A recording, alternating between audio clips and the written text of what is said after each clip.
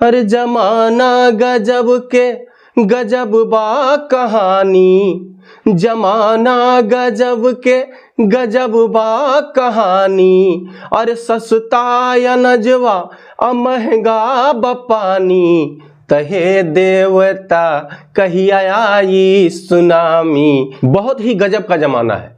इतना सारा मेहनत करके किसान बेचारा अनाज उगाता है, अनाज सस्ता है, फ्री का गल्ला हम लोगों को मिलता है, फ्री का अनाज मिलता है, गेहूं चावल मिलता है। पानी महंगा हो गया है, 1 लीटर का बॉटल मिलता है, हजारों का बॉटल मिलता है, कई हजारों का एक बॉटल 1 लीटर का मिलता है। जिनके पास रुपया हो तो पिएंगे और जिनके पास नहीं है वो क्या करेंगे।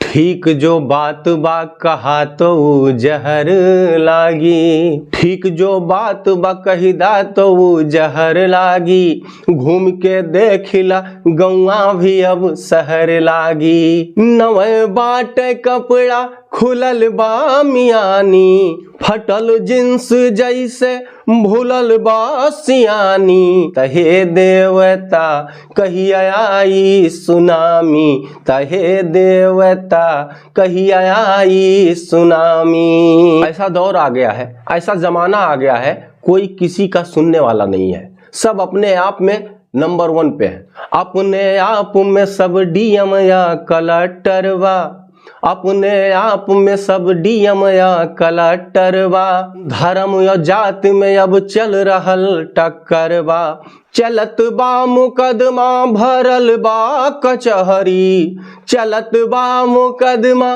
भरल बा दीवानी। कहाँ भाईचारा के अब मिलत बा निशानी, तहे देवता कहिया आई सुनामी। गजब के जमाना गजब बा कहानी, अरे अनाज बाटे सस्ता और महंगा बपानी। तहे देवता कहिया आई सुनामी। सोच के दुनिया के बदलाव बड़ा डर लागे, सोच के दुनिया के बदलाव बड़ा डर लागे।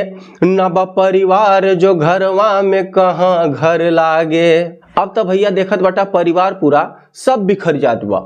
छोटा परिवार बा, कहूँ पिता बाटे, कहूँ माता बाटी, कहूँ परिवार में खाली 2 लोग बाटे, पति पत्नी बाटे। रोवाता बुढ़ापा बभटकल जवानी, अदब ना लेहाज कौनो बदलल बबानी, अदब ना लेहाज कौनो बदलल बबानी।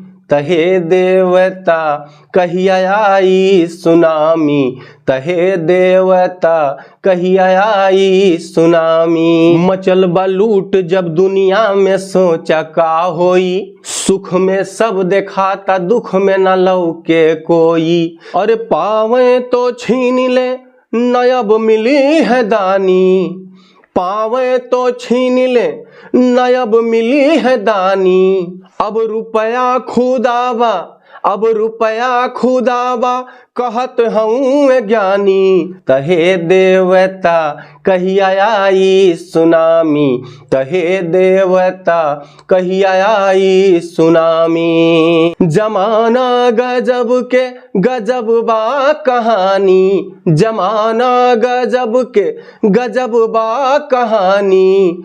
सस्ता बगल्ला अरे अनाज बाटे सस्ता और महंगा बपानी। तहे देवता कहिया आई सुनामी, तहे देवता कहिया आई सुनामी। नमस्कार दोस्तों, हमारा गीत आपको कैसा लगा ये हमारे कमेंट बॉक्स में जाके कमेंट करके जरूर बताइएगा। और अगर अब तक आपने हमारा चैनल सब्सक्राइब नहीं किया है तो सब्सक्राइब जरूर कर लें और ऑल पे जाके सेलेक्ट कर लें, ताकि हमारा सारा वीडियो आप तक पहुंचता रहे, आप सभी आनंद उठाते रहें। तो मिलते हैं अगले वीडियो में, तब तक के लिए आप सभी अपना ख्याल रखिएगा, अपना ध्यान दीजिएगा। नमस्कार, धन्यवाद।